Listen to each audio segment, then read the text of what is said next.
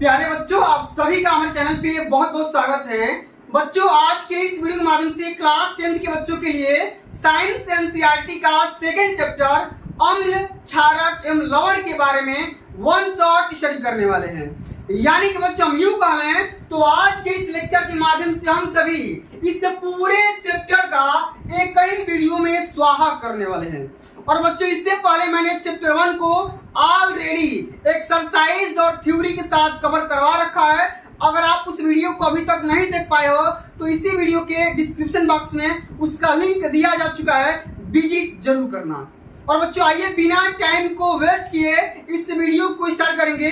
और सबसे पहले यहाँ पे समझ लो, ये क्लास 10th के बच्चों के लिए साइंस एनसीईआरटी का जो नया पैटर्न आया हुआ है उसका सेकेंड चैप्टर अम्ल, क्षारक एवं लवण यानी कि एसिड्स, बेसेस एंड सॉल्ट्स के बारे में वन शॉट कवर करने वाले हैं। और बच्चों, इस वीडियो के माध्यम से हम सभी उन तमाम टॉपिक के बारे में चर्चा करने वाले हैं जो कि एनसीईआरटी के किताब में दिया जा चुका है।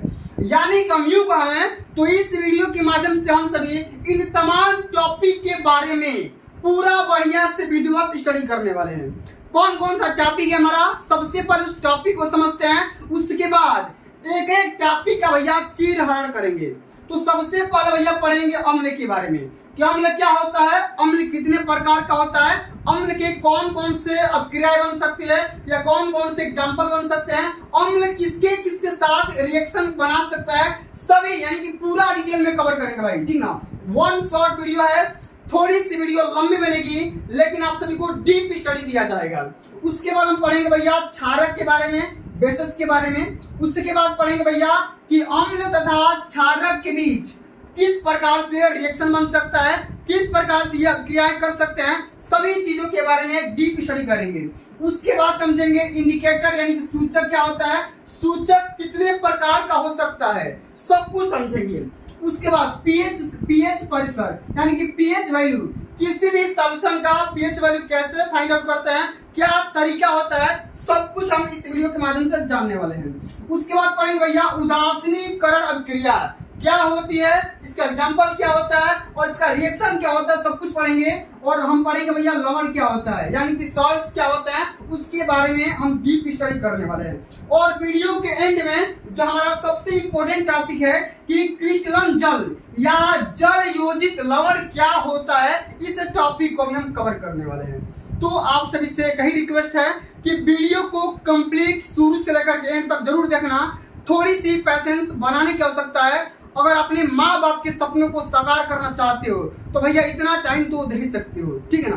तो ये बच्चों, बिना टाइम को वेस्ट किए वीडियो को स्टार्ट करेंगे। उससे पहले मैं आप सभी के समक्ष एक छोटा सा मोटिवेशन कोट्स प्रस्तुत करना चाहता हूँ कि अरे बाज बनाकर छोड़ूंगा तुझे, बाज बनाकर छोड़ूंगा तुझे, बस पंख लगाना बाकी है, बाज बनाकर छोड़ूंगा तुझे, बस पंख लगाना बाकी है, बारूद तो खुद ही तेरे अंदर है, बस आग लगाना बाकी है, बस आग लगाना बाकी है। तो आइए बच्चों, आग लगाते हैं और एक एक टॉपिक के बारे में भैया आराम आराम से समझने का प्रयास करते हैं। तो सबसे पहला हमारा टॉपिक, चूंकि चैप्टर का नाम भी है अम्ल, क्षारक एवं लवण, ठीक है।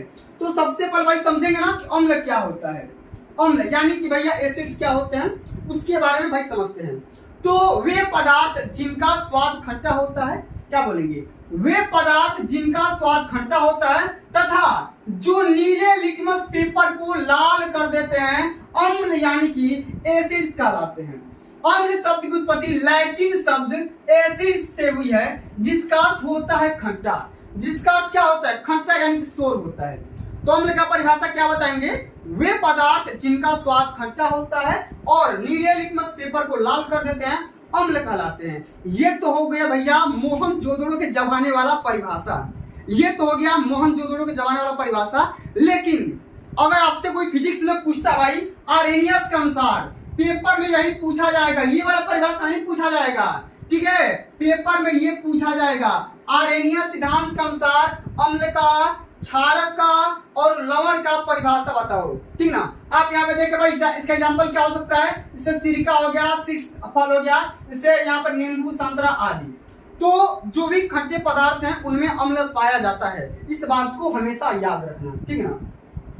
अब आर्हेनियस ने इस परिभाषा के बारे में अपना मत क्या दिया था उसको समझते हैं। इसने बोला था कि वे पदार्थ, मतलब कौन से पदार्थ, ऐसे पदार्थ जो जलीय विलयन में वियोजित होकर के केवल हाइड्रोजन आयन देते हैं। वे पदार्थ जो जलीय विलयन में वियोजित होकर के केवल हाइड्रोजन आयन देते हैं और हाइड्रोजन आयन के सिवाय और कोई धनायन नहीं देते हैं।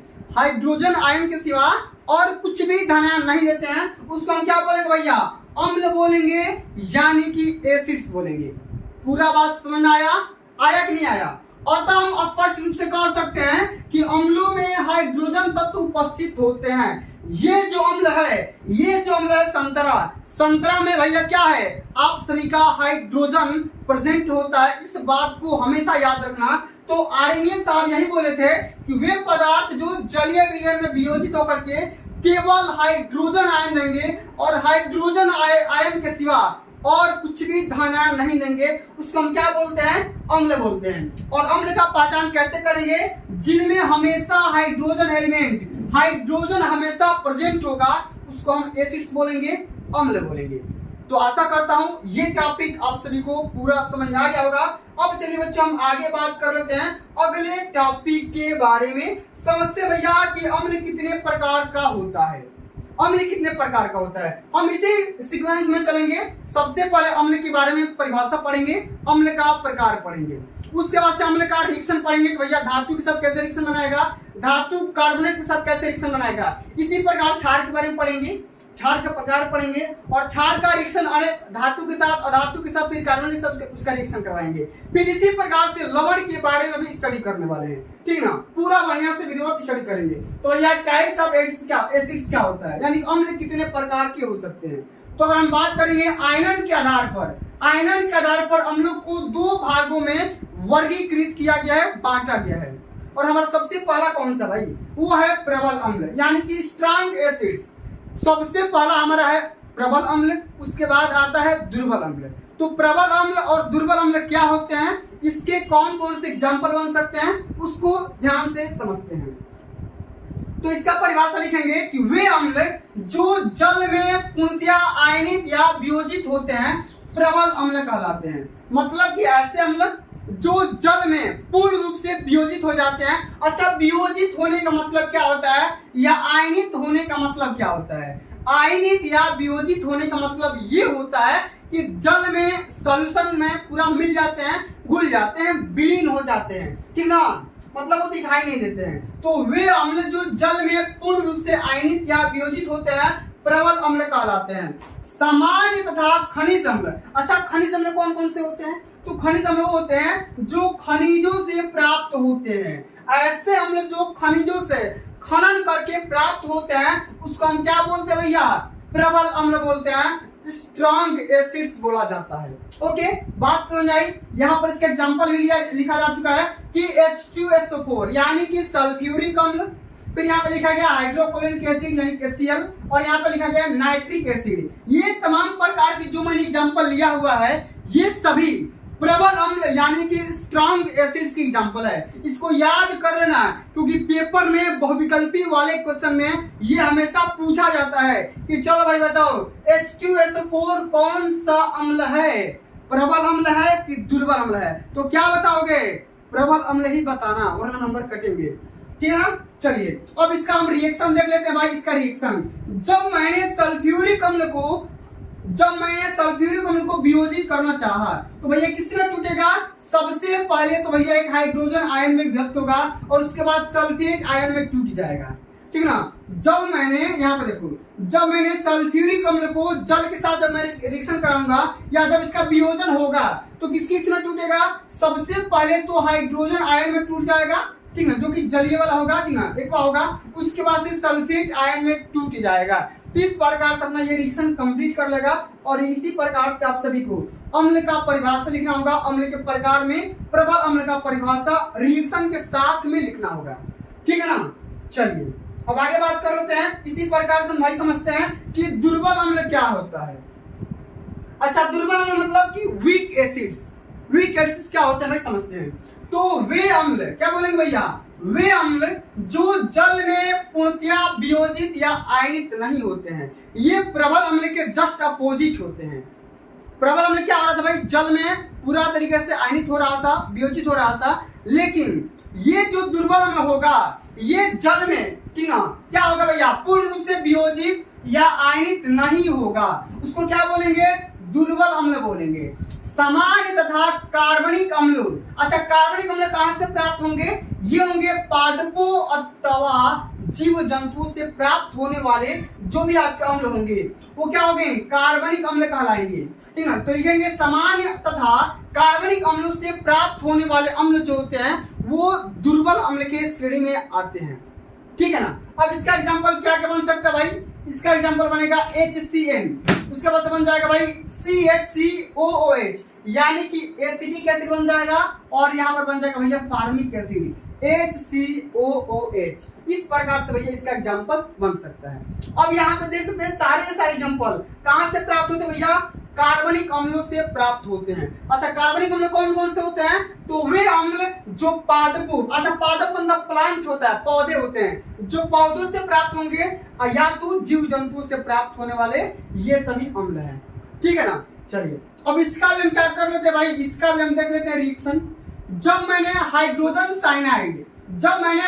साइनाइड का अगर मैं वियोजित कराऊंगा तो सबसे पहले तो भैया ये हाइड्रोजन में टूटेगा और साथ ही हमें साइनाइड का आयन प्राप्त हो जाएगा। तो हाइड्रोजन पे धन आयन होगा, पॉजिटिव चार्ज होता है, और साइनाइड पे हमेशा नेगेटिव चार्ज होता है, यानी कि ऋणात्मक आवेश होता है। इस बात को हमेशा याद रखना। ठीक है। अब यहाँ पे बच्चों एक इंपॉर्टेंट टॉपिक है जो कि कई बार पेपर में भी आता है कि विभिन्न अम्लों के जलीय विलयन में अपेक्षित प्रबलता का क्रम है। प्रबलता हमेशा पेपर में आता रहता है। तो इस प्रकार से हम प्रबलता लिखेंगे, HCl लिखेंगे, HCl is greater than HCN या HNO। ठीक ना। HNO3 भी होता है, नाइट्रिक एसिड भी होता है, फिर H2SO4 यानी कि सल्फ्यूरिक अम्ल, फिर यहाँ पे देख सकते हैं भाई फार्मिक एसिड CHCOOH। ठीक ना, ये आपका एसिडिक एसिड है। इसी प्रकार से H2CO3 होता है, और यहाँ पे हाइड्रोजन साइनाइड हो जाएगा। इस प्रकार से बढ़ते हुए क्रम में यहाँ पर पूरे तरीके से प्रबलता का क्रम दिखाया गया है। एक बात मैंने यहाँ पर नोटिस किया हुआ है, लिखा हुआ है, डबल इशारा करके आप यहाँ पे लिख लेना, ठीक ना, छाप लेना, कि जब हाइड्रोजन का जो एक भी आयन होगा, हाइड्रोजन का आयन जल के साथ क्रिया करके ठीक ना हाइड्रोनियम आयन बनाता है। हाइड्रोजन का एक आयन जल के साथ रिएक्शन करके H2O यानी कि हाइड्रोनियम आयन बनाता है। इस बात को भी नोट कर लेना अपने नोटबुक में। ठीक है। चलिए भाई अब आगे बढ़ जाते हैं। इसी प्रकार से अब क्या करेंगे, अम्लों के भौतिक गुण देखेंगे। ठीक है, फिर उसके बाद अम्लों के रासायनिक गुण भी देखेंगे। आइए भाई एक एक टॉपिक के बारे में आराम से चर्चा करते हैं। ठीक है। अम्लों के भौतिक गुण यानी कि फिजिकल प्रॉपर्टीज ऑफ एसिड्स। क्या होता है भाई, भौतिक गुण जो हमें आंखों से दिखाई देता है। ठीक है ना। इसमें लिखेंगे कि अम्ल स्वाद में खट्टे तथा जल में विलेय होते हैं। अम्ल जो होते हैं भैया स्वाद में तो पहले खट्टे होंगे, सोर टाइप के होंगे, ठीक ना, उसके बाद से ये जल में पूरी तरीके से विलेय होते हैं। ठीक है, यानी कि सॉल्युबल होते हैं। और अम्ल नीले लिटमस पेपर को लाल कर देता है। आप यहाँ पे देख पा रहे हैं, ये है भैया एसिडिक एसिड या सॉल्यूशन, कुछ भी आप यहाँ पे लिख सकते हो। जब इसमें अम्लीय जल के विलयन में या अम्लीय विलयन में हम क्या करेंगे, नीला लिटमस पेपर को जब डालते हैं, इसमें जब नीले लिटमस पेपर को डालेंगे तो उसका कलर क्या हो जाएगा, रेड हो जाएगा। उसका कलर क्या हो जाएगा भाई, रेड हो जाएगा। इसी बात को लिखा गया है कि अम्ल नीले लिटमस पेपर को लाल कर देता है। और अम्लों की प्रकृति संक्षारक मतलब कुरोसिव होती है। अम्लों की जो प्रकृति होती है संक्षारक होती है। अच्छा, संक्षारक मतलब ये जिस तत्व पे जाएंगे भाई उसको हानिकारक पहुंचा देंगे। यानी कि क्या होता है, मतलब जो जंग लगने की प्रोसेस होती है इनमें पाई जाती है, और इनकी क्रिया से कपड़ा, लकड़ी, कागज, त्वचा आदि नष्ट हो सकते हैं या नष्ट हो जाते हैं। आप यहाँ पे देख पाते हैं कि अगर जो बैटरी लगी होती है, बैटरी, उस बैटरी में आपका एसिड ही डाला जाता है। ठीक ना, उस बैटरी में आपका एसिड ही डाला जाता है। कई बार हमने उसको ऑलरेडी समझा रखा है। ठीक है। चलिए भाई अब आगे बात करेंगे अम्लों के रासायनिक गुण यानी कि केमिकल प्रॉपर्टीज ऑफ एसिड। तो मैंने अम्लों के जो भी आपका फिजिकल प्रॉपर्टीज था उसको मैंने ऑलरेडी बता दिया। अब यहाँ पे हम समझेंगे भाई किसके बारे में, केमिकल प्रॉपर्टीज ऑफ एसिड्स के बारे में। भाई इसका रासायनिक गुण क्या क्या होता है इसको भी समझने का प्रयास करते हैं। तो भैया हम अम्ल का जो रिएक्शन होगा, ठीक है, धीरे धीरे कराएंगे, फिर धातु के साथ कराएंगे, फिर अधातु के साथ कराएंगे, फिर धातु कार्बोनेट के साथ करवाएंगे, ठीक है। तो ये भाई सबसे पहला मैंने टॉपिक लिया है धातु के साथ रिएक्शन करवाएंगे, किसका, अम्ल का, ठीक है। चलो भाई करवाते हैं। तो अम्ल विभिन्न सक्रिय धातुओं जैसे जिंक, ठीक ना, जैसे जिंक हो गया, सोडियम हो गया और मैग्नीशियम हो गया, आदि से क्रिया करके हाइड्रोजन गैस मुक्त करता है। अम्ल जो होगा, एसिड जो होगा, वो धातु के साथ क्रिया करके हाइड्रोजन गैस रिलीज करेगा। क्योंकि भैया आप सभी को पता है, अभी मैंने क्या बताया, अम्लों में हाइड्रोजन गैस पाई जाती है। अम्लों में हाइड्रोजन गैस हमेशा हर अवस्था में पाई जाती है, ठीक है ना। तो भैया यह जब धातुओं के साथ क्रिया करेगा तो कौन सी गैस छोड़ेगा, ये होगा हाइड्रोजन गैस मुक्त करेगा। इस बात को हमेशा याद रखना। अब यहाँ पे मैंने एक रिएक्शन लिया है। जब मैंने आयरन तो भाई लोहा, जब हम लोग लोहा का रिएक्शन हाइड्रोक्लोरिक अम्ल के साथ रिएक्शन करवा रहे हैं तो हमें क्या मिल रहा है भाई, हमें मिल रहा है फेरस क्लोराइड FeCl2 मिल रहा है, और साथ में हमें कौन सी गैस मिल रही है, हमें गैस मिल रही है हाइड्रोजन। तो भैया आप किसी भी धातु के साथ अम्ल का रिएक्शन करवाओगे उस कंडीशन में आपको ये हाइड्रोजन गैस हमेशा मिलेगी। इस बात को हमेशा याद रखना। इसी प्रकार से यहाँ पे मैंने नोटिस लिखा हुआ है कि H2 गैस के लिए परीक्षण मुक्त हुई और हाइड्रोजन जलने पर पाप की ध्वनि सुनाई पड़ती है। और जब ये रिएक्शन होगा तो हमें हाइड्रोजन गैस तो मिलेगा ही, साथ में हमें पाप की ध्वनि सुनाई देती है झटके से, ठीक है। इस बात को भी हमेशा आप लोग ध्यान में भैया रख लेना, ठीक है। चलिए अब हम आगे बात कर लेते हैं भाई, अम्लों का रिएक्शन करवाएंगे धातु कार्बोनेट के साथ और धातु हाइड्रोजन कार्बोनेट के साथ, ठीक है। तो धातु कार्बोनेट और धातु हाइड्रोजन कार्बोनेट के साथ अम्ल का रिएक्शन करवाते हैं। आराम से समझते हैं। तो क्या होगा भाई रिएक्शन, ठीक है, reaction with metal carbonates and metal hydrogen carbonate. इसमें लिखेंगे भैया कि अम्ल धातु कार्बोनेट तथा धातु हाइड्रोजन कार्बोनेट के साथ क्रिया करके कार्बन डाइऑक्साइड उत्पन्न करते हैं। अब ये जो धातु कार्बोनेट होगा, अब ये धातु कार्बोनेट अम्ल के साथ क्रिया करके क्या बनाएगा भैया, कुछ भी बनाएगा, लवण वगैरह तो बनाएगा ही, साथ में हमेशा CO2 गैस हमेशा रिलीज करेगा। हमेशा किसी भी अम्ल का रिएक्शन किसी भी धातु कार्बोनेट के साथ कराओ या धातु हाइड्रोजन कार्बोनेट के साथ करवाने पर हमें हमेशा कार्बन डाइऑक्साइड गैस मिलेगी, ठीक है। चलिए तो मैंने यहाँ पर ले लिया भाई कैल्शियम कार्बोनेट, और कैल्शियम कार्बोनेट का रिएक्शन हाइड्रोक्लोरिक अम्ल के साथ जब करवाएंगे तो हमें मिलेगा कैल्शियम क्लोराइड। क्या मिलेगा, हमें मिल जाएगा भैया कैल्शियम क्लोराइड मिल जाएगा, और हमें जल मिलेगा। क्या मिल जाएगा भैया, जल मिल जाएगा, और साथ में कौन सी गैस मिलेगी, हमें मिल जाएगी भैया CO2 गैस मिल जाएगी, CO2 गैस मिल जाएगी। तो अभी तक हमने दो टॉपिक के बारे में पढ़ा, हम लोग का रिएक्शन करवाया। सबसे पहले तो मैंने धातु के साथ क्रिएट करवाया। जब धातु के साथ रिएक्शन करवाएंगे तो क्या मिलेगा, ऑक्सीजन गैस मिलेगी। लेकिन जब धातु कार्बोनेट या धातु हाइड्रोजन के साथ रिएक्शन कराएंगे तो क्या मिलेगा, हमें हमेशा कार्बन डाइऑक्साइड गैस मिलेगी, ठीक है। अब चलिए आगे बात कर लेते हैं भैया। अगला जो हमारा टॉपिक है वो टॉपिक क्या है भाई, ध्यान से ज्यादा सुनना। अगला हमारा टॉपिक ये है कि धातु ऑक्साइड के साथ अभिक्रिया। अम्ल का धातु ऑक्साइड के साथ जब रिएक्शन करवाएंगे तो हमें क्या मिलेगा, इसको समझते हैं। तो अम्ल कुछ धातु ऑक्साइडों के साथ क्रिया करके लवण तथा जल बनाते हैं। यहाँ पे देखो, यहाँ पर मैंने लिया धातु ऑक्साइड। अब जब धातु ऑक्साइड को अम्ल के साथ रिएक्शन करवाएंगे तो हमें क्या मिलेगा भैया, हमें मिल जाएगा लवण, और क्या मिलेगा, हमें मिल जाएगा जल। तो ये जो प्रोसेस होगा हर अम्ल के साथ होगा जब वो अम्ल आपका धातु ऑक्साइड से रिएक्शन करेगा।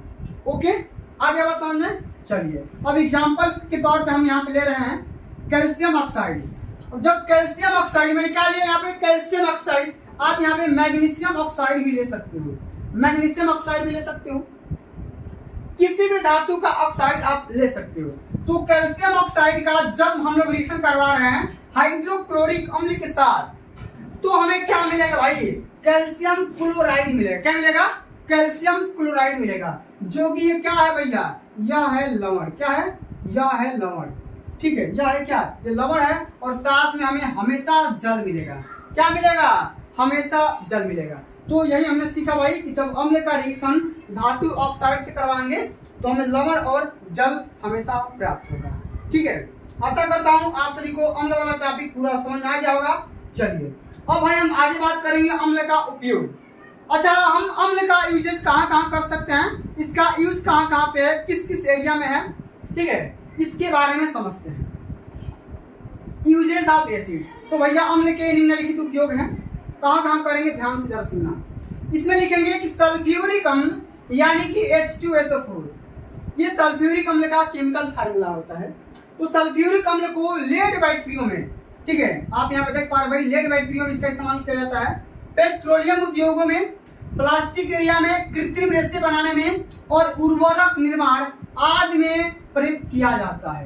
तो भाई हम यहाँ पे नोटिस कर रहे हैं कि ये जो आप सभी का H2SO4 होता है, सल्फ्यूरिक अम्ल होता है, इसका हम कहाँ क्या यूज करेंगे? तो लेड बैटरी में करेंगे, पेट्रोलियम में करेंगे, प्लास्टिक में करेंगे, कृत्रिम रेशे बनाने के लिए करते हैं, और भी हम करते हैं भाई कहाँ पे? उर्वरक निर्माण में, तमाम प्रकार के काम में इसका इस्तेमाल किया जाता है। अब आगे हम देखेंगे कि नाइट्रिक अम्ल जो होता है हमारा, नाइट्रिक अम्ल का हम यूज कहाँ कहाँ करते हैं? नाइट्रिक अम्ल को सोने तथा चांदी के शोधन में प्रयुक्त किया जाता है। उर्वरक, औषधि, विस्फोटक बनाने में भी इस अम्ल का उपयोग किया जाता है। तो भाई इसका भी हमने इस्तेमाल समझ लिया। अब आगे हम बात करेंगे, एक नोट मैंने लिखा हुआ है कि नाइट्रिक अम्ल को सोरिक अम्ल भी कहते हैं। अच्छा, क्यों कहते हैं? क्योंकि उसे सोरे यानी कि KNO3 पोटेशियम नाइट्रेट से बनाया गया है। क्यों कहते हैं भैया नाइट्रिक अम्ल को सोरिक अम्ल क्यों कहा जाता है? क्योंकि नाइट्रिक अम्ल को सोरे के अम्ल से बनाया जाता है। ठीक है ना। चलिए अब आगे बात करेंगे भैया कि हाइड्रोक्लोरिक एसिड जो आपका HCl होता है, HCl को वस्त्र उद्योगों में कपड़ा रंगने के लिए तथा कलाई से पूर्व लोहे की चादरों को साफ करने के लिए इस्तेमाल किया जाता है। तो अम्ल का यूज कहाँ कहाँ कर सकते हैं, ये मैंने आप सभी को पूरा बढ़िया से बता दिया। अब चलिए बच्चों आगे हम बात करेंगे क्षार के बारे में। तो अम्ल के बारे में जितना आप सभी के सिलेबस में दिया गया है NCERT में, वो मैंने कवर करवा दिया। इससे कोई अगर बाहर टॉपिक छूटता है तो मैं अलग से वीडियो प्रोवाइड कर दूंगा। परेशान मत होना, वीडियो को कंप्लीट शुरू से लेकर के एंड तक देखते रहना। ठीक है। अब चलिए बच्चों आइए हम बात करेंगे क्षार के बारे में। किसके बारे में? क्षार के बारे में। ठीक है, तो जरा ध्यान देखना यहाँ पे ध्यान से। क्षार या क्षारक कह सकते हैं, दोनों का बात सेम ही होता है, थोड़ा सा अंतर होगा वो मैं बता दूंगा, परेशान मत होना। ठीक है। तो वे पदार्थ जिनका स्वाद तीक्ष्ण या कड़वा होता है और जो लाल लिटमस पेपर को नीला कर देता है, क्षारक कहलाता है। मतलब कि ऐसा पदार्थ जिनका स्वाद तीखा या कड़वा या तीक्ष्ण होता है और जो लाल लिटमस पेपर को नीला कर देते हैं। ये जो लाल लिटमस पेपर दिखाई दे रहा है, इसको जैसे ही बेसिक सॉल्यूशन में डालेंगे तो क्या हो जाएगा? इसका जो कलर होगा भाई नीला हो जाएगा। तो ये भी जो परिभाषा हो गया भाई, एग्जाम्पल के तौर पे साबुन को आप ले सकते हो। साबुन क्या होता है भाई? आप सभी का क्षारक होता है, बेस होता है।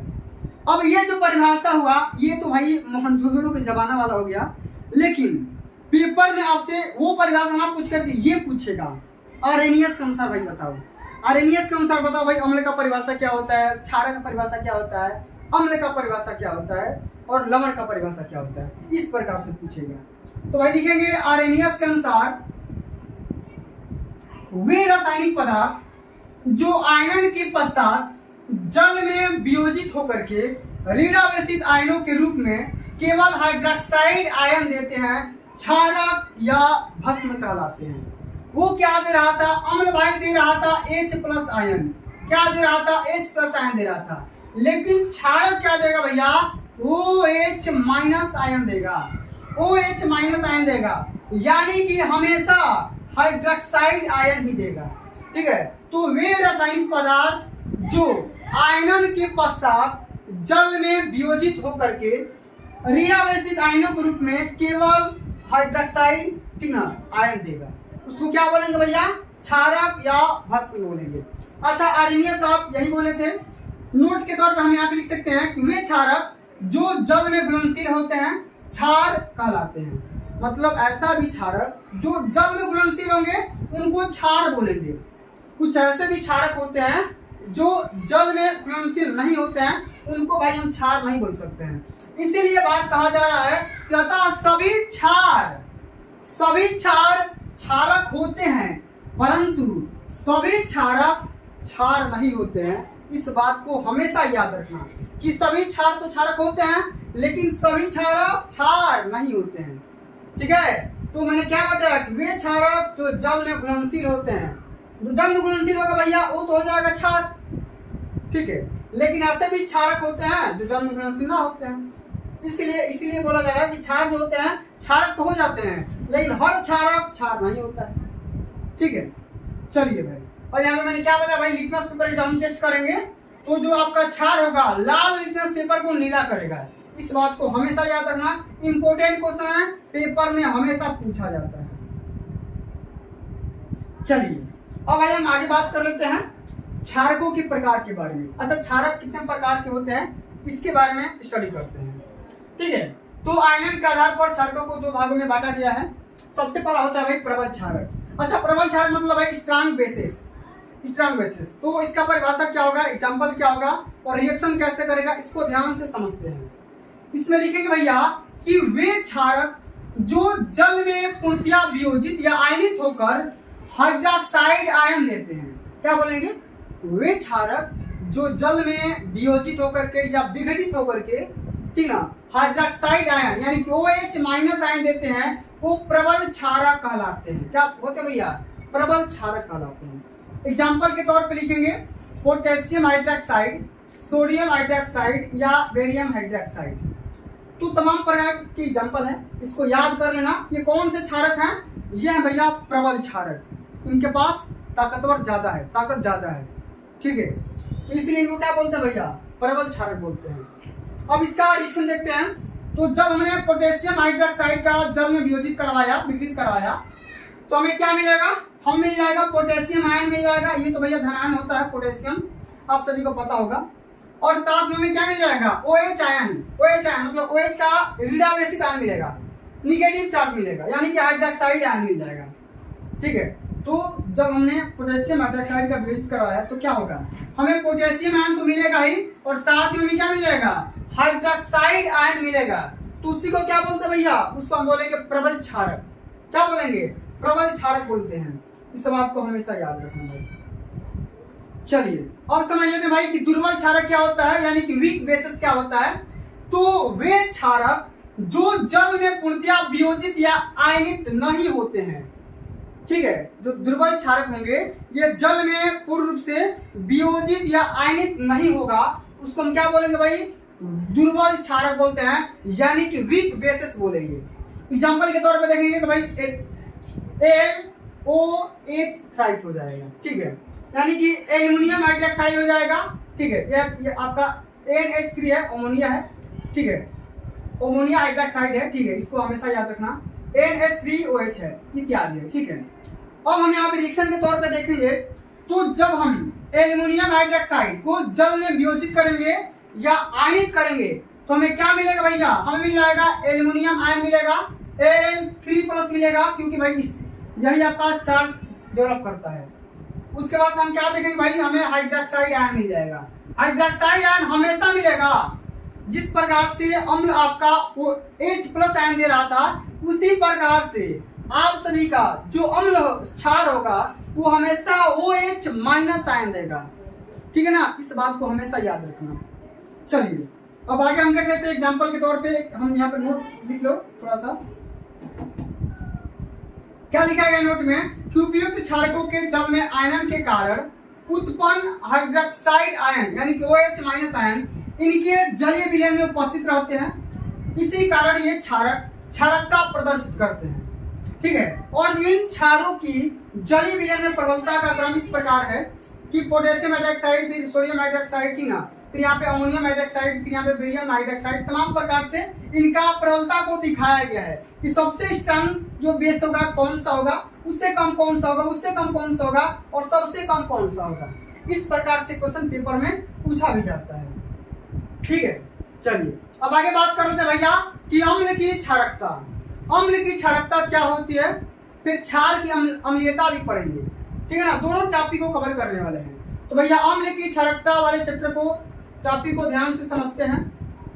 ठीक है, चलिए, यानी कि बेसिसिटी ऑफ एसिड। ठीक है, इसमें लिखेंगे कि किसी अम्ल के एक अणु में उपस्थित प्रतिस्थापन योग्य हाइड्रोजन परमाणु की संख्या को उस अम्ल की क्षारकता या भास्मिकता कहलाती है। क्या बोलेंगे भैया, हम ये बोलेंगे कि किसी अम्ल के एक अणु में उपस्थित प्रतिस्थापन योग्य हाइड्रोजन परमाणु की जो संख्या होगी उसकी क्षारकता या भास्मिकता कहलाएगी।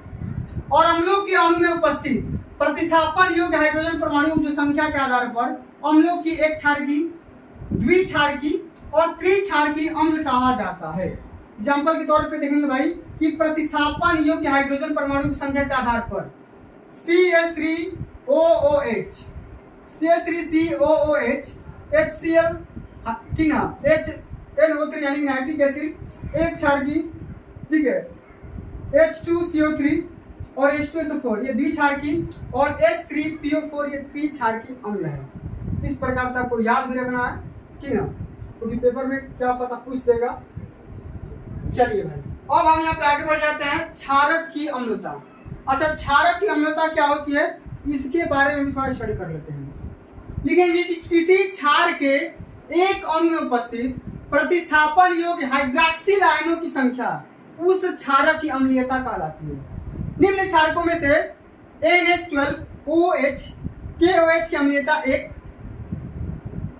ठीक है, उसके बाद से कैल्शियम हाइड्रोक्साइड, फिर मैग्नीशियम हाइड्रोक्साइड की 2 और यहाँ पे फेरिक ऑक्साइड, ठीक है, फेरिक हाइड्रोक्साइड, एल्युमिनियम हाइड्रोक्साइड की अम्लीयता 3 प्रकार से होती है, क्षारकता 3 होती है।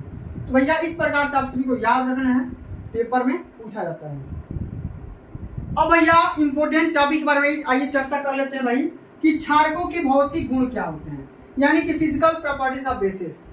तो भाई जिस प्रकार से हमने अम्लों के भौतिक गुण देखा, रासायनिक गुण देखा, उसी प्रकार से क्षारक का भौतिक गुण और इसका भी रासायनिक गुण समझते हैं। इसमें लिखेंगे कि क्षारक जल में विलेय तथा स्वाद में तीखे और कड़वे होते हैं। ठीक है, ये एकदम बेस उल्टा होता है, क्षारक मतलब कि अम्ल के उल्टा होता है। क्षारक जल में विलेय और स्वाद में कैसा होता है, कड़वा होता है या तीखा होता है। क्षारक लाल लिटमस पेपर को नीला कर देता है। क्षारक स्पर्श करने पर साबुन के समान चिकने होते हैं। अम्लों के समान क्षारकों की भी प्रवृत्ति संक्षारक होती है, यानी कि कोरोसिव होती है, और यह प्रवृत्ति प्रबल अम्लों की तुलना में कम होती है। यह जो प्रवृत्ति होती है, प्रकृति होती है, अम्लों की तुलना में किस प्रकार से होती है, थोड़ी सी कम होती है। ठीक है, चलिए भाई अब हम आगे बढ़ेंगे। अगला जो हमारा टॉपिक दिया गया है, ठीक है, वो ये टॉपिक है कि क्षारकों के रासायनिक गुणों को समझते हैं। तो पहले धातु के साथ क्रिया करवाएंगे, उसके बाद से अधातु के साथ क्रिया कराएंगे, फिर कार्बोनेट और ऑक्साइड के साथ भी क्रिया करवा करके देख लेंगे। तो जब किसी भी क्षार को धातु के साथ क्रिया कराएंगे तो हमें क्या मिलेगा, जरा ध्यान से समझते हैं। तो लिखेंगे कि प्रबल क्षारक सक्रिय धातु के साथ क्रिया करके हाइड्रोजन गैस उत्पन्न करते हैं। अतः क्षारकों को धातु पात्रों यानी कि सक्रिय धातु में नहीं रखना चाहिए। क्या बोल रहे हैं हम, ध्यान से सुनिए। कह रहा है कि प्रबल क्षारक सक्रिय धातु के साथ क्रिया करके क्या बनाएगा, हाइड्रोजन गैस उत्पन्न करेगा। ठीक है, इसलिए क्षारकों को धातु पात्रों में नहीं रखना चाहिए। क्यों, क्योंकि भैया ये हाइड्रोजन गैस हमेशा बनाता रहेगा। इसी प्रकार से अगर देखेंगे तो किसी भी क्षारक का रिएक्शन किसके साथ, धातु लवण के साथ जब करवाएंगे, ठीक है, तो हमें क्या मिलेगा भैया, हाइड्रोजन गैस मिल जाएगा। क्या मिलेगा, जिस प्रकार से अगर देखेंगे तो जिंक का रिएक्शन अगर सोडियम हाइड्रोक्साइड के साथ करवाएंगे तो हमें क्या मिलेगा भाई, हमें मिल जाएगा सोडियम जिंकेट मिलेगा, यानी कि Na2ZnO। ठीक है, और साथ में क्या मिल जाएगा, हाइड्रोजन गैस मिल जाएगा, हाइड्रोजन गैस मिल जाएगा। इसी प्रकार से अगर हम आगे देखते हैं और धातु के साथ क्रिया करवाएंगे क्षार के साथ तो क्या मिलेगा भाई, तो लिखेंगे क्षारक अधातु ऑक्साइड यानी कि अम्लीय ऑक्साइड के साथ क्रिया करके लवण तथा जल बनाते हैं, और यह क्रिया अधातु के ऑक्साइडों की अम्लीयता प्रकृति को सिद्ध करती है, अम्लीय प्रकृति को भी सिद्ध करती है। यानी कि हम यूं कहें तो जो भी आपका क्षारक होगा, क्षारक जब अधातु ऑक्साइड के साथ क्रिया करेगा तो हमेशा क्या बनाएगा भैया, लवण बनाएगा और साथ में जल बनाएगा। इस बात को हमेशा याद रखना, ठीक है। तो इस प्रकार से मैंने यहाँ पे एग्जांपल लिया हुआ है, देख सकते हैं कि जब मैं यहाँ पर कार्बन डाइऑक्साइड क्या है, अधातु है, आप सभी को पता होगा। तो कार्बन डाइऑक्साइड को जब हम रिएक्शन कराएंगे बुझा हुआ चूना से यानी कि CaOH से, ठीक है, कैल्शियम हाइड्रोक्साइड से जब क्रिया करवाएंगे तो हमें क्या मिलेगा, कैल्शियम कार्बोनेट मिलेगा और साथ में हमें क्या मिलेगा, जल मिल जाएगा, ठीक है ना। चलिए अब भाई आगे बढ़ जाते हैं।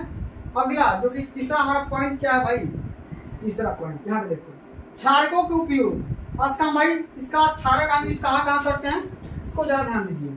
इसमें लिखेंगे एल्युमिनियम हाइड्रोक्साइड AlOH का उपयोग वस्त्र तथा प्रति अम्ल बनाने में किया जाता है। सोडियम हाइड्रोक्साइड का प्रयोग साबुन तथा धावन पाउडर के निर्माण में, रेयान के निर्माण में तथा कागज व लुगदी के निर्माण में किया जाता है, ठीक है ना। आगे देखेंगे कैल्शियम हाइड्रोक्साइड का प्रयोग चमड़ा उद्योग में, खारे जल को मृदु बनाने में, ब्लीचिंग पाउडर बनाने में आदि तमाम कार्यों में किया जाता है। एक नोट के तौर पे यहाँ पे लिखेंगे, ठीक है। क्या लिखेंगे भाई कि टूथपेस्ट हल्का सा क्षारकीय होता है, इस कारण यह दांतों के चारों ओर अम्ल के अधिक को उदासीन कर देता है, ठीक है। इसलिए हम क्या करते हैं भैया, टूथपेस्ट से मुंह वगैरह ब्रश वगैरह करते हैं, ठीक है ना। चलिए भाई अब आगे बात करते हैं। एक सबसे ज्यादा इम्पोर्टेंट पॉइंट है, ये इम्पोर्टेंट पॉइंट है, इसको अपने नोटबुक में नोट डाउन कर लीजिए। तो आइए बच्चों इस टॉपिक को समझते हैं। टॉपिक हमारा क्या कहता है, कह रहा है कि मधुमक्खी तथा चींटी के काटने पर मेथेनोइक अम्ल यानी कि फार्मिक अम्ल स्रावित होता है। यहाँ पे आप देख पा रहे हैं ये जो मधुमक्खी है भैया, जब ये गुस्साती है तो बहुत जोर से डंक मारती है। अब जब ये डंक मारेगी तो कौन सा एसिड हमारे शरीर में छोड़ती है, तो ये हमारे शरीर में मेथेनोइक अम्ल या फार्मिक अम्ल स्रावित करती है। इस कारण इनके काटने पर हमें दर्द व जलन का अनुभव होता है। इस जलन व दर्द को शांत करने के लिए उस डंक लगे स्थान पर दुर्बल क्षारक जैसे बेकिंग सोडा यानी कि सोडियम हाइड्रोजन कार्बोनेट को लगाने पर प्रभावित क्षेत्र में आराम का अनुभव होता है। और ये जो टॉपिक है पेपर में इस प्रकार से पूछता है कि मधुमक्खी के डंक मारने से कौन सा एसिड स्रावित करती है, तो भाई उस एसिड का नाम याद रखना कि मेथेनोइक एसिड या फार्मिक एसिड। अच्छा, इससे राहत प्राप्त करने के लिए हम क्या करते हैं, तो भैया इससे राहत प्राप्त करने के लिए हम दुर्बल क्षारक जैसे कि बेकिंग सोडा यानी कि सोडियम हाइड्रोजन कार्बोनेट यहाँ पे लगा देंगे, हमें आराम का अनुभव प्राप्त होगा, ठीक है। आशा करता हूँ समझ में आ गया होगा। अब चलिए बच्चों आगे बात कर लेते हैं कि अम्ल तथा क्षारक के बीच अब क्रिया किस प्रकार से होगी। इसमें लिखेंगे भैया कि अम्ल तथा क्षारक के बीच में क्रिया निम्नलिखित है, किस प्रकार से। इसमें लिखेंगे अम्ल क्षारकों या धातु ऑक्साइडों जैसे कि क्षारकीय ऑक्साइड से क्रिया करके उनके प्रभाव को नष्ट कर देते हैं तथा लवण तथा जल का निर्माण करते हैं। अब लवण और जल बनने की यह क्रिया उदासीनीकरण यानी कि न्यूट्रलाइजेशन रिएक्शन कहलाती है। इसी रिएक्शन को क्या बोलेंगे भैया, उदासीनीकरण क्रिया बोलेंगे। अच्छा, इसका रिएक्शन समझते हैं। जब हम लोगों ने हाइड्रोक्लोरिक एसिड का रिएक्शन सोडियम हाइड्रोक्साइड के साथ जब क्रिया करवाएंगे तो हमें क्या मिल जाएगा भैया, हमें मिल जाएगा NaCl यानी कि सोडियम क्लोराइड, इसको नमक भी बोला जाता है, और हमें जल की प्राप्ति हो जाएगी। तो सोडियम क्लोराइड क्या भैया, यह एक कंपाउंड या लवण कह सकते हैं, क्या कह सकते हैं, लवण कह सकते हैं, और जल मिलेगा, ठीक है ना। तो जब किसी भी अम्ल को और किसी भी क्षार का किसी भी अम्ल को किसी भी क्षार से जब रिएक्शन करवाएंगे तो हमें क्या मिलेगा, लवण मिलेगा, उसके बाद से हमें जल की प्राप्ति होगी। इस बात को हमेशा याद रखना, पेपर में पक्का पूछा जाएगा भाई, सारे टॉपिक इंपॉर्टेंट है। अब चलिए आगे समझते हैं कि अम्ल तथा क्षारक के बीच की अब क्रिया कराएंगे। ठीक है, तो मैंने ये क्रिया करवा दिया भैया, सोडियम क्लोराइड हाइड्रोक्लोरिक एसिड का सोडियम हाइड्रोक्साइड के साथ क्रिया करवाएंगे तो सोडियम क्लोराइड मिलेगा, साथ में हमें जल की प्राप्ति हो जाएगी। ठीक है, अब चलिए जब हम यहाँ पे देखेंगे अम्लों या क्षारकों के बीच का जलीय विलयन। अच्छा, जलीय विलयन यानी कि एसिड या बेसिक का वाटर सॉल्यूशन किस प्रकार का होता है उसको समझते हैं। तो जल की उपस्थिति में हम हाइड्रोजन अम्ल या H+ आयन देते हैं, परंतु यह स्वतंत्र अवस्था में नहीं रह पाते हैं। अर्थात हम ये बोलेंगे कि हाइड्रोनियम आयन, ये जो आयन है, अब ये आयन कैसे प्राप्त होता है मैंने ऑलरेडी आपको बता रखा है कि जब H+ आयन, ठीक है, H+ आयन जब H2O से जब क्रिया करेगा तो क्या बनेगा भैया, H2O का हाइड्रोनियम आयन बना लेगा।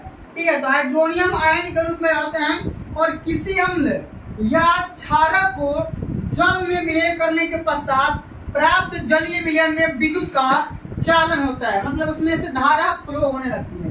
क्योंकि अम्ल या क्षारक के बीच जलीय विलयन में मुक्त आयन उपस्थित होते हैं, जिससे क्षारकों का जलीय विलयन OH- आयन देते हैं। तो अम्ल भैया H+ आयन देता है और क्षार जो होता है OH- आयन देता है। इस प्रकार से हम देखते हैं कि हाइड्रोक्लोरिक एसिड का जब जल के साथ क्रिया कराएंगे तो हमें क्या मिलेगा भैया, H3O+ मिलेगा और साथ में क्लोरीन के माइनस आयन यानी कि निगेटिव चार्ज मिल जाएगा। यहाँ पे अगर हम नोट समझने की बात करेंगे तो लिखा जा रहा है कि सभी क्षारक जल में विलय नहीं होते हैं, केवल जल में विलय क्षारकों को क्षार कहा जाता है। एक बार मैं आप सभी को और बताया था। ठीक है, चलिए अब बच्चों हम आगे बात करेंगे। अगला जो हमारा टॉपिक पूछा जा रहा है, इंपोर्टेंट टॉपिक भैया, सबसे ज्यादा इंपोर्टेंट टॉपिक है, इसको हमेशा याद रखना, नोटबुक में अभी नोट करिए कि अम्ल या क्षारक का तंत्र का प्रभाव क्या होता है, यानी कि effect of dilution on an acid और बेसिस। इस टॉपिक को समझते हैं। इसमें लिखेंगे कि अम्ल या क्षारक को जल में मिलाना, किसी भी अम्ल को या किसी भी क्षारक को जब जल में मिलाएंगे, घोल देंगे, तो उसी प्रक्रिया को क्या बोलते हैं, तनुकरण यानी कि डाइल्यूशन बोला जाता है, जिसके कारण या जिसके फलस्वरूप प्रति इकाई आयतन में H2O+ या OH- आयनों की सांद्रता में कमी हो जाती है, इसे ही तनुता कहा जाता है। और जब अम्ल या क्षारक को जल में मिलाया जाता है तो उनके अणु वियोजित होकर के आयन बन जाते हैं, यानी कि चार्ज के रूप में टूट जाते हैं। ठीक है ना, अब आगे हम देख लेते हैं भाई, यहाँ पे हम 3 प्रकार से करवाएंगे प्रक्रिया को, रिएक्शन को। जब हम यहाँ पे हाइड्रोक्लोरिक एसिड लेंगे, जल के साथ क्रिया कराएंगे, हमें क्या मिलेगा, हाइड्रोजन गैस मिलेगी यानी कि H+ आयन मिलेगा और साथ में हमें क्या मिलेगा, क्लोरीन मिलेगा और हमें जल मिल जाएगा। और हम इस जल का क्या करेंगे या फिर हम H+ के साथ क्रिया कराएंगे तो हमें क्या मिलेगा, हाइड्रोनियम आयन प्राप्त हो जाएगा।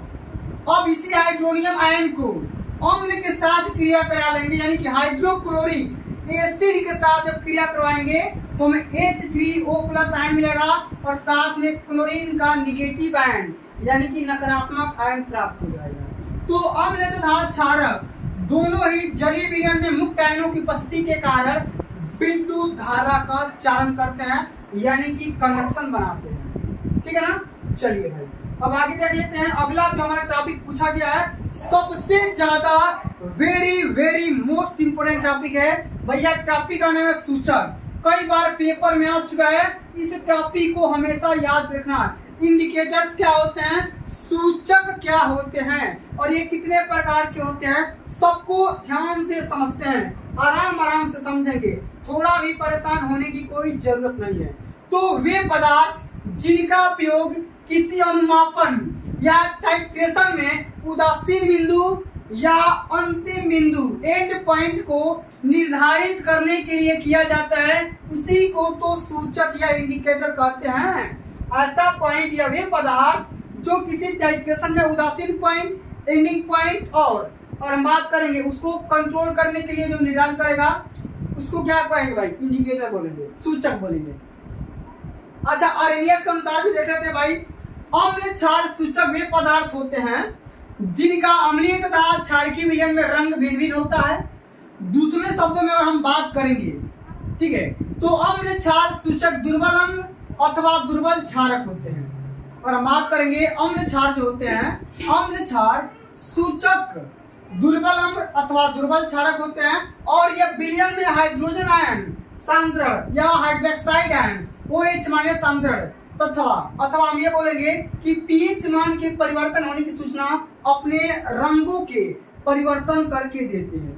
यानी कि जो भी आपका अम्ल होगा या जो भी आपका क्षार होगा वो कलर चेंज हो जाएगा भाई, और उस कलर को कौन मापेगा भाई, इंडिकेटर मापते हैं, उसका पीएच वैल्यू कितना है, ठीक है ना। तो क्या मैंने बताया कि अम्ल क्षार सूचक वे पदार्थ होते हैं जिनका अम्लीय तथा क्षारकीय विलयन में रंग अलग अलग होते हैं। हर कलर का, हर मटेरियल का अलग अलग कलर होगा, ठीक है ना। और तो सामान्य रूप से अगर देखेंगे तो निम्नलिखित 3 सूचकों का प्रयोग किया जाता है, लिटमस पेपर का, मेथिल आयंस का अथवा फिनाफ्थलीन का। ये 3 ऐसे इंडिकेटर्स हैं जिनका इस्तेमाल हम केमिस्ट्री वाले लैब में करते हैं, ठीक है। तो हमें भाई लिटमस पेपर के माध्यम से किसी भी चीज का पीएच वैल्यू कैलकुलेट करते हैं, या तो मेथिल आयंस के माध्यम से करेंगे और नहीं तो फिनाफ्थलीन से करते हैं, ठीक है। तो ये हमारे पास 3 इंडिकेटर होते हैं, 3 सूचक होते हैं। ये तीनों सूचकों के माध्यम से हम किसी भी सॉल्यूशन का विलयन का पीएच मान कैलकुलेट कर पाते हैं, ठीक है। और यहाँ पे आप देख पा रहे हैं ग्राफ यहाँ पे दिया गया है, ठीक है। ये आपका है अम्ल यानी कि एसिडिक, ठीक है, और इधर है एल्काइन यानी कि क्षार है, और बीच में आपका न्यूट्रल होता है। और आप सभी को पता होगा भाई, यहाँ से 0 से स्टार्ट होकर के और ये 14 तक जाता है। तो किसी भी विलयन का जो पीएच वैल्यू होता है वो 0 या 14 के बीच में ही होता है। और जिस विलयन का पीएच मान 0 होगा उस विलयन को हम उदासीन विलयन बोलेंगे। और जिस विलयन का पीएच मान 0 से लेकर के, ठीक है, और हम बात करेंगे भैया 7 से बड़ा होगा, अगर 7 से बड़ा होगा तो भैया वो जो विलयन होगा क्षारीय होगा, 7 से कम होगा तो अम्लीय होगा, ठीक है। इस बात को हमेशा याद रखना। चलिए भाई, एक एक हम सूचक के बारे में समझते हैं। सूचक कितने प्रकार के होते हैं सबसे पहले इस टॉपिक को समझते हैं, और इस वाले ग्राफ को हम समझेंगे एक और, मतलब अभी 2 मिनट टाइम दो, समझेंगे, ठीक है। चलो भाई, तो कौन कौन से सूचक होते हैं सबसे पहले इसको समझ लेते हैं। तो सबसे पहले नंबर पे आता है भैया प्राकृतिक सूचक, यानी कि नेचुरल इंडिकेटर्स। इसमें क्या होगा भाई, इस प्रकार के सूचक प्रकृति में पाए जाने वाले पौधे में पाए जाते हैं, जैसे लाल पत्ता गोभी हो गया, हल्दी वगैरह हो गया। तो भैया हल्दी का भी हम इस्तेमाल एक इंडिकेटर ग्रुप में या एक सूचक के फॉर्म में कर सकते हैं। जब हल्दी में चूना मिलाओगे ना तो उसका कलर गुलाबी टाइप का हो जाता है, थोड़ा सा रेड टाइप का हो जाता है। ऐसे तो हल्दी पीला ही होता है, सभी को पता है। तो ये तो हो गया भैया प्राकृतिक सूचक। उसके बाद से बात आता है भैया अगला संश्लेषित सूचक, यानी कि सिंथेटिक इंडिकेटर्स। इसमें क्या होगा, तो प्रयोगशाला में निर्मित सूचक संश्लेषित सूचक कहलाते हैं। जैसे हम यहाँ देख सकते हैं फिनाफ्थलीन, मेथिल आयंस, ये जो सूचक हैं इन सूचक हम क्या बोलेंगे, संश्लेषित इंडिकेटर्स कहा जाता है।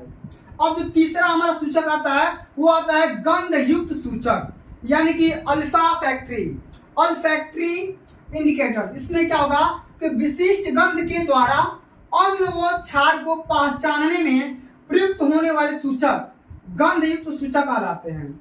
इनकी गंध अम्लीयता व क्षारिकता, बात करेंगे मात्रा में परिवर्तन होता रहता है। एग्जाम्पल के तौर पे देखेंगे तो वैनिला या प्याज और लौंग, ये सभी जो आप सभी के इंडिकेटर हो रहे हैं इसके अंतर्गत आएंगे। तो ये आएंगे गंध युक्त सूचक के अंतर्गत।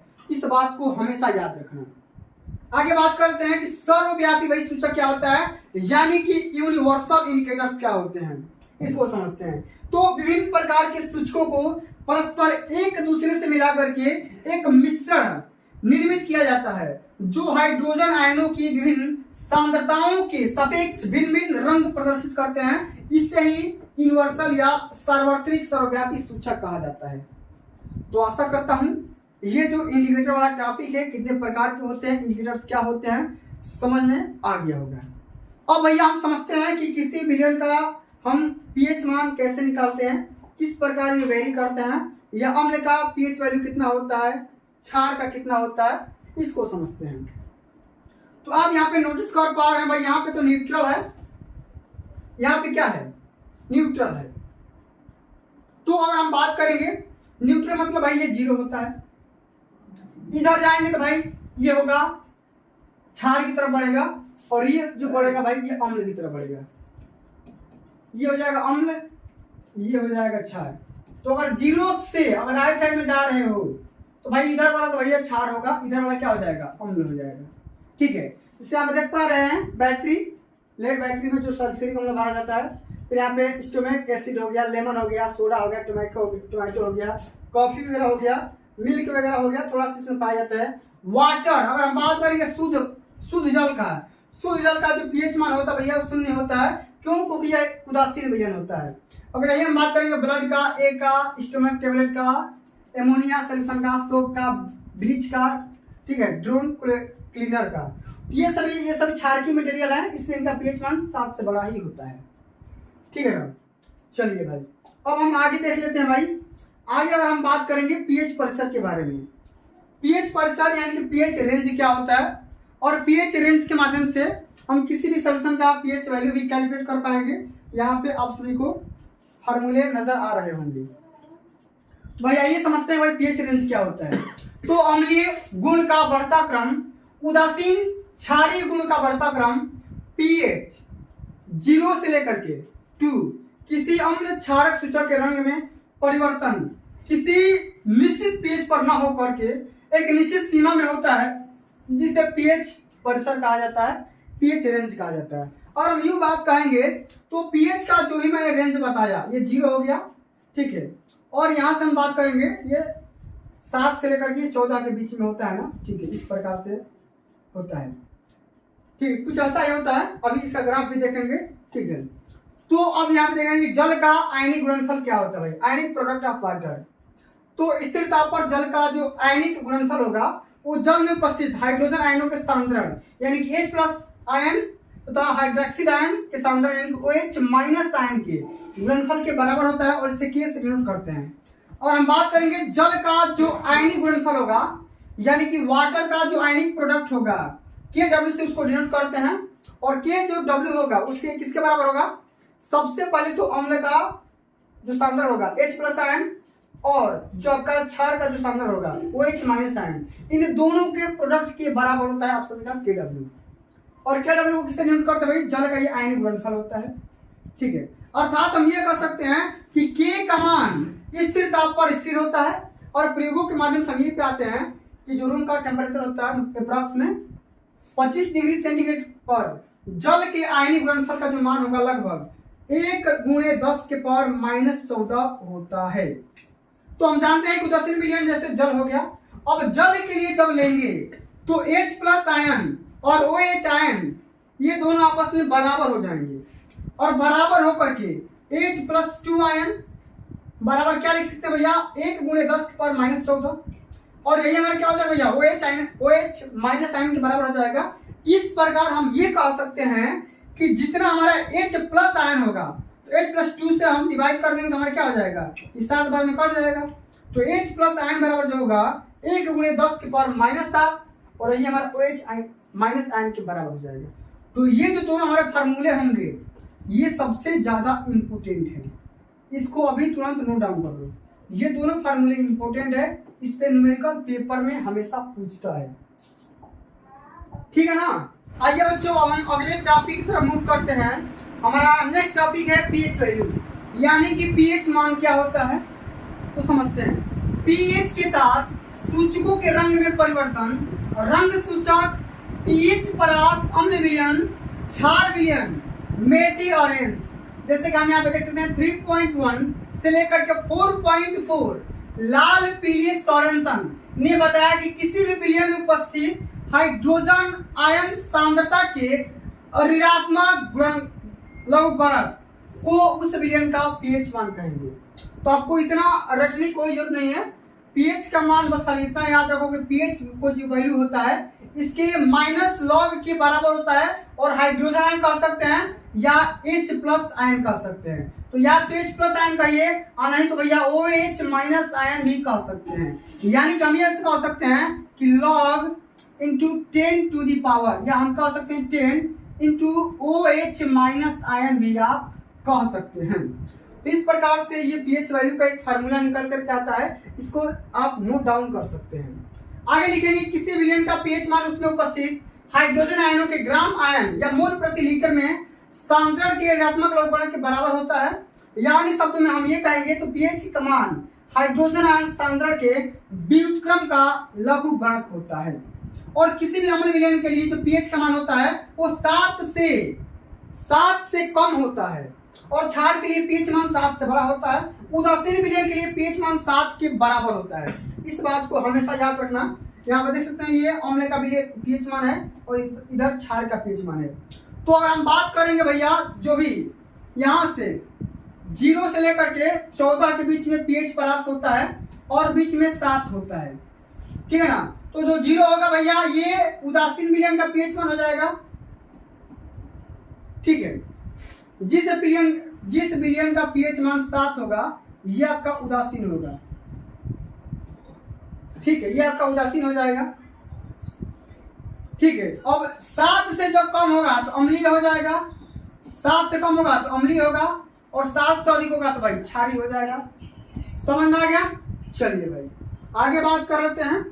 अगला जो हमारा टॉपिक पूछा गया है जरा ध्यान से समझिएगा कि H और OH में क्या संबंध होता है।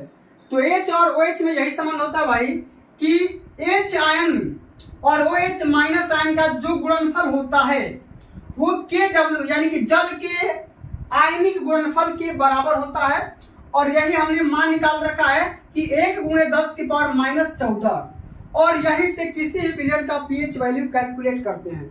ये सबसे तगड़ा फार्मूला है, इसी फार्मूला के माध्यम से हम किसी भी विलयन का पीएच मान बताते हैं। इसको नोट डाउन कर लेना। अब चलिए आगे बात करेंगे कि भाई दैनिक जीवन में पीएच का क्या महत्व होता है, मतलब कहाँ कहाँ हम पीएच का इस्तेमाल कर सकते हैं, यूज कर सकते हैं। तो सबसे पहले भैया हम पेड़ पौधों में या जंतुओं की पीएच के प्रति संवेदनशीलता, जीवित प्राणी केवल संकीर्ण पीएच परास में ही जीवित रह सकते हैं। और हमारा जो बॉडी होगा इस बॉडी का पीएच मान 7 से लेकर के 7.8 तक होता है, इसी बीच हमारे बॉडी काम करती है। जब नदी के जल का पीएच मान अम्लीय वर्षा के कारण 5.6 से कम हो जाता है तो जलीय जीवधारियों की उत्तरजीविता कठिन हो जाती है, मतलब जीना हराम हो जाता है। तो भैया इससे कम नहीं होना चाहिए, ठीक है। चलो और हम बात करेंगे अगला पॉइंट के बारे में। तो मृदा पीएच अधिकांशतः पौधे सर्वोत्तम रूप से विकसित होते हैं, और जब मृदा की पीएच मान 7 के निकट होती है, और अतः हम ये कह सकते हैं कि सर्वप्रथम मिट्टी की प्रकृति ज्ञात करने के लिए इसका पीएच परीक्षण करते हैं। इसके बाद इसमें विशेष फसल को उगाते हैं और मिट्टी की पीएच वैल्यू के आधार पर हम विशेष फसल के लिए हम उर्वरक या चुनाव कर पाते हैं। तो हमने देखा कि भाई हमारे जीवन में कितना पीएच वैल्यू काम करता है, और पेड़ पौधों के भी जीवन में, ठीक है, या मिट्टी के जीवन में भी। और हम बात करेंगे मिट्टी के लिए पीएच परीक्षण करेंगे, क्योंकि भाई खेती बाड़ी ऐसे अंदाजे पे नहीं कर पाएंगे, ठीक है। तो किसी भी मिट्टी का परीक्षण करने के लिए उसका पीएच मान निकालते हैं, और उसी पीएच वैल्यू के आधार पर हम खेती का चुनाव करते हैं। भाई इस खेती में, इस मिट्टी में किस प्रकार की फसल उगाई जा सकती है, ठीक है ना। चलिए भाई अब हम आगे बढ़ जाते हैं। उदासीनीकरण अभिक्रिया क्या होती है। तो जब किसी अम्ल या क्षार को मिलाया जाता है तो इनकी परस्पर क्रिया के द्वारा लवण तथा जल बनते हैं, और इसी प्रक्रिया को हम क्या बोलते हैं भाई, उदासीनीकरण अभिक्रिया बोलते हैं।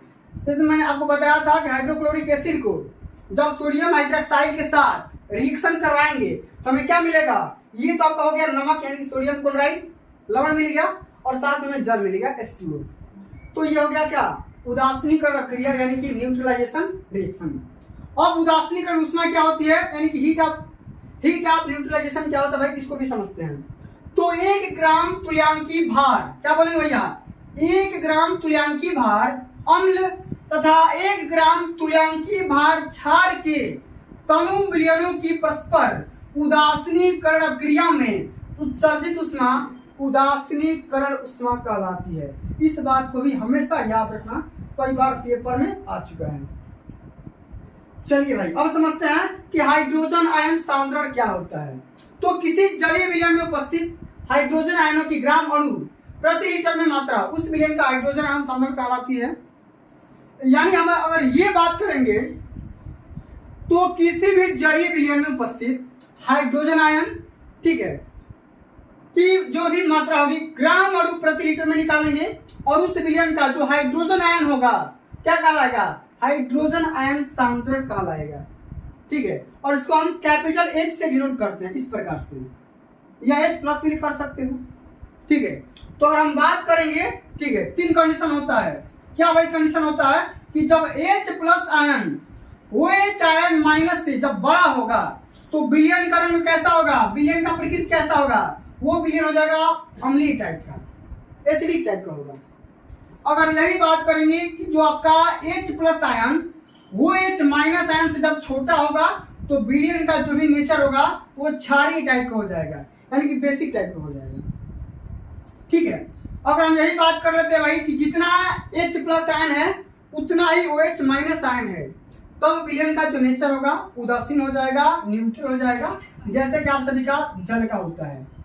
जल का पीएच मान के लिए H प्लस आयन जितना होता है उतना ही OH माइनस आयन होता है, ठीक है ना। तो इस प्रकार से इस फिगर को भी देख सकते हैं, पीएच वैल्यू कैलकुलेट किया जा सकता है।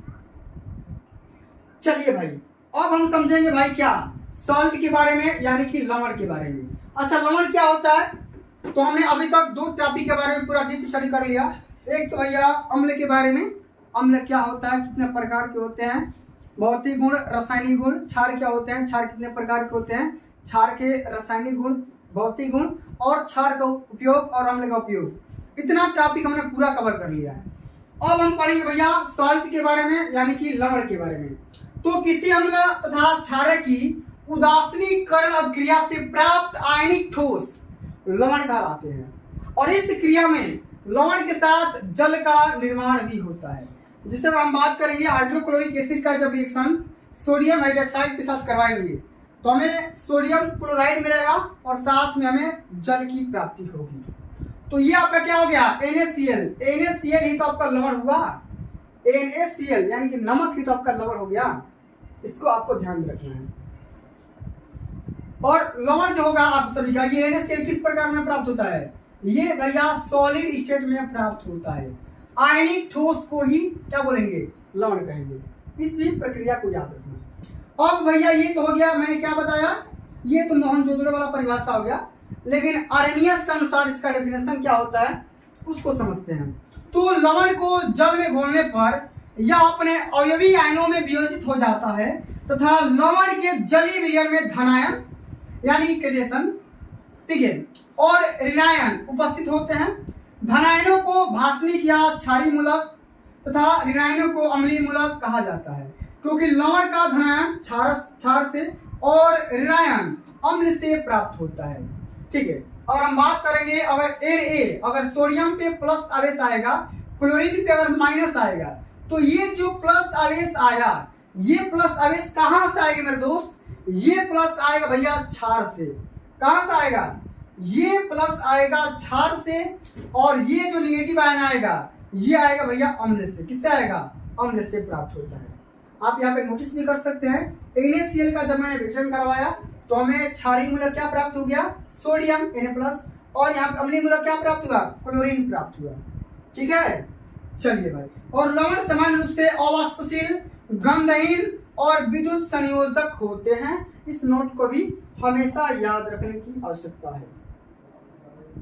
अच्छा, अब लवण के परिवार कौन कौन से होते हैं, फैमिली ऑफ साल्ट्स, इसको भी समझ लेते हैं। तो समान धनात्मक या ऋणात्मक मूलक वाले लवण समान परिवार के होते हैं।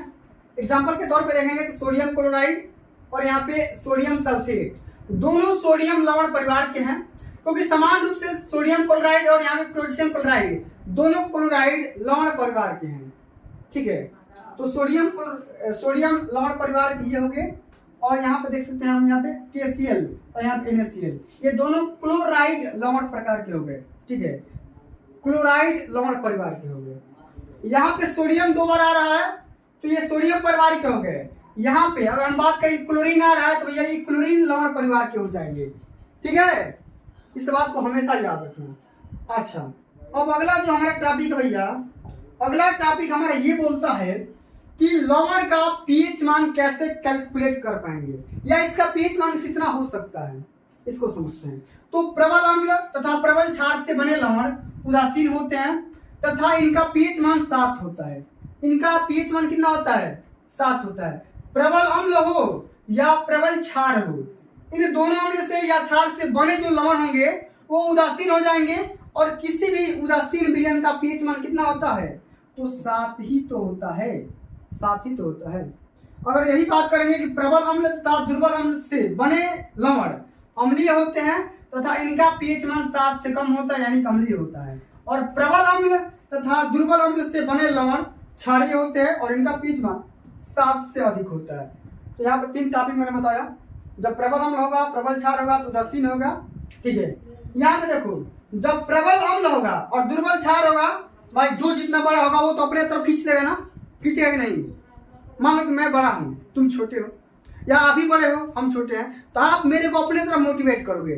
तो यहाँ पे अगर प्रबल अम्ल होगा और दुर्बल क्षार होगा तो जो लवण का नेचर होगा वो अम्लीय हो जाएगा। कैसा होगा? अम्लीय हो जाएगा। और जब अम्लीय होगा तो पीएच मान 7 से कम होगा। इसी प्रकार से अगर जो क्षार आपका प्रबल होगा, अम्ल दुर्बल होगा, तो उस कंडीशन में जो भी आपका लवण बनेगा वो क्षारीय बनेगा और किसी भी क्षारीय विलयन का पीएच मान 7 से अधिक ही तो होता है मेरे दोस्त। चलिए, आशा करता हूँ समझ में आ गया होगा। अब साधारण नमक के बारे में भाई स्टडी करते हैं। तो साधारण नमक हाइड्रोक्लोरिक एसिड और सोडियम हाइड्रोक्साइड विलयन से मिलाकर के बनाया जाता है, इसलिए इसे सोडियम क्लोराइड NaCl भी कहा जाता है। और इसी लवण का प्रयोग हम अपने भोजन में करते हैं।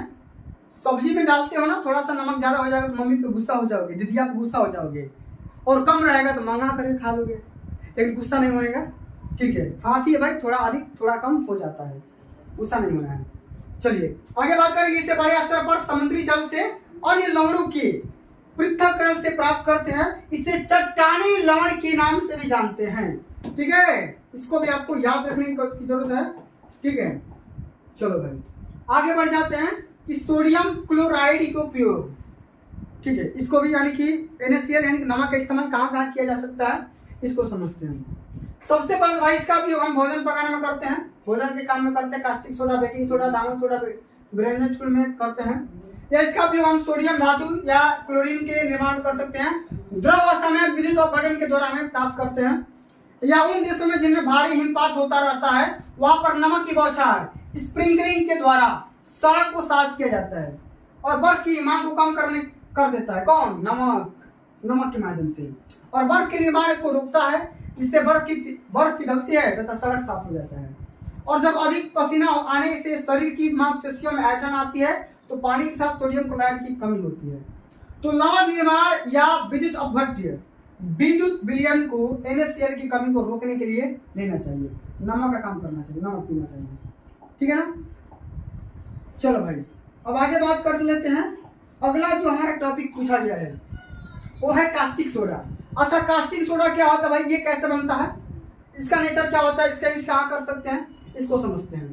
तो सोडियम क्लोराइड के जलीय विलयन मतलब लवण जल में विद्युत प्रवाहित करने पर यह वियोजित होकर के सोडियम हाइड्रोक्साइड यानी कि NaOH बना लेता है भाई। NaOH उत्पन्न करता है। इस प्रक्रिया को क्लोर क्षार प्रक्रिया कहते हैं, क्योंकि इससे निर्मित उत्पाद अर्थात क्लोर यानी कि क्लोरीन के लिए इस्तेमाल किया गया है एवं क्षार सोडियम हाइड्रोक्साइड के लिए प्रयोग किया गया है।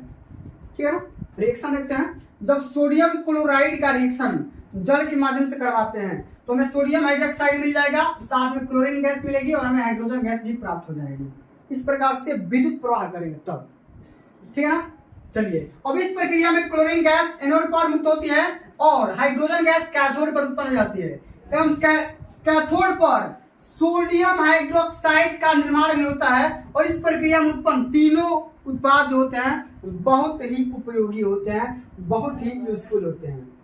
अब भैया इसका इस्तेमाल कहाँ कहाँ कर सकते हैं, तो भैया एक तो इसका इस्तेमाल साबुन और अपमार्जक बनाने में कर सकते हैं, कृत्रिम वस्त्र में, रेशे, कागज निर्माण में, बक्साई रस के शुद्धिकरण में, तेल शोधन में, रंगों को या व्यंजकों के निर्माण में कर सकते हैं कास्टिक सोडा का इस्तेमाल। ठीक है ना? तो भाई मैंने बता दिया किस प्रकार से बनता है और इसका इस्तेमाल कहाँ कहाँ किया जा सकता है। ठीक है, चलो अब हम यहाँ पे देखेंगे विरंजक चूर्ण यानी कि ब्लीचिंग पाउडर क्या होता है। तो इसका केमिकल फार्मूला या केमिकल जो नाम कर सकते हैं केमिकल नाम क्या होता है भैया? कैल्शियम क्लोरो हाइपोक्लोराइट या क्लोराइड ऑफ लाइम अथवा क्लोरीनेट लाइम।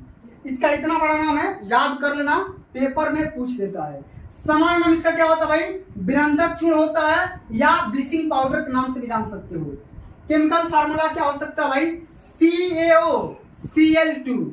क्या होता है? CaOCl2 होता है। इस प्रकार से याद रखना है। इसका जो एटॉमिक नंबर होता है, एटॉमिक भार होता है, वेट होता है, वो 127 होता है, यानी कि 127 होता है।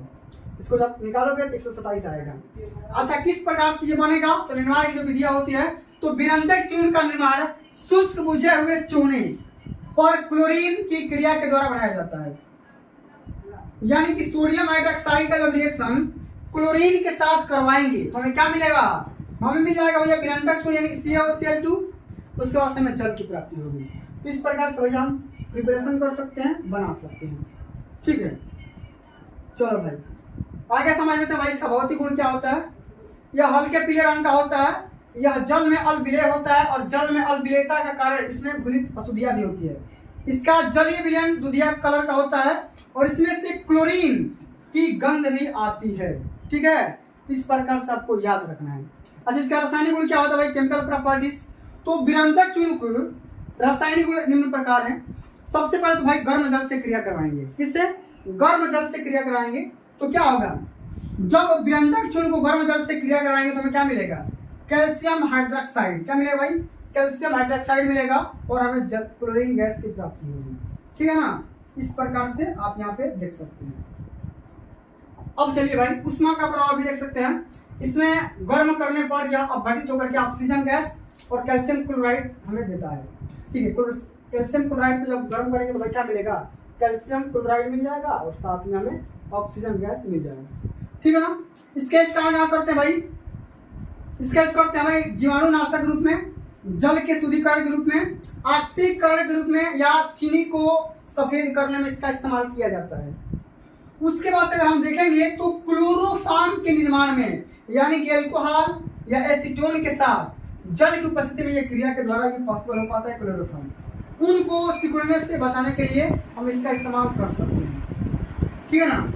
अब चलिए बच्चों आगे हम बात कर लेते हैं बेकिंग सोडा या खाने का सोडा।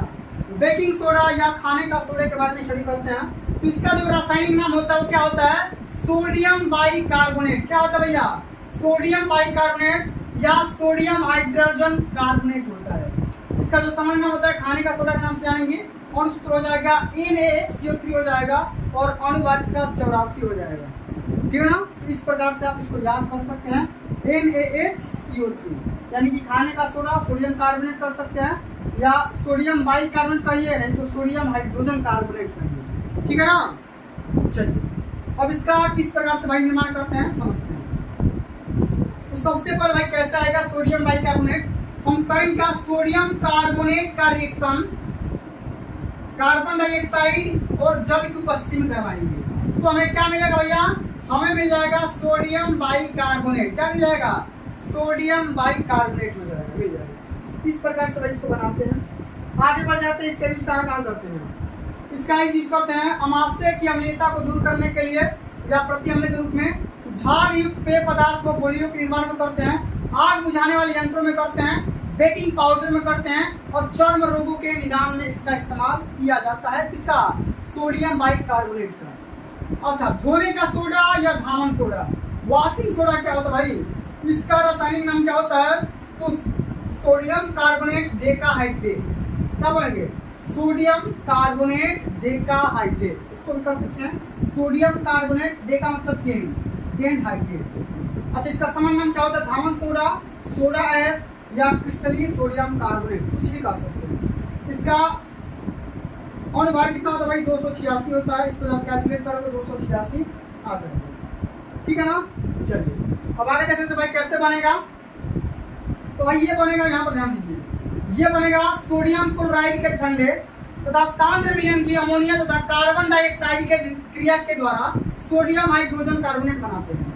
समझ ले लिया, यहाँ पर नमक ले लिया NaCl, सोडियम क्लोराइड ले लिया। अब इसको क्या करेंगे? अमोनिया के साथ में फिर जल को लेंगे, फिर यहाँ पे CO2 गैस लेंगे। अब इसे चारों का रिएक्शन आपस में करवाएंगे तो हमें क्या मिल जाएगा, सोडियम बाइकार्बोनेट और साथ में नौसादर भी मिल जाएगा। क्या मिलेगा, अमोनिया क्लोराइड, अमोनियम क्लोराइड मिल जाएगा। ठीक है, इसके बाद से इसका भी इस्तेमाल कर सकते हैं। ठीक है कि 2Na CO3 मतलब इसको रिएक्शन कराएंगे तो हमें क्या मिलेगा, Na2 सोडियम कार्बोनेट साथ में जल, हमें उसको CO2 मतलब CO2 गैस।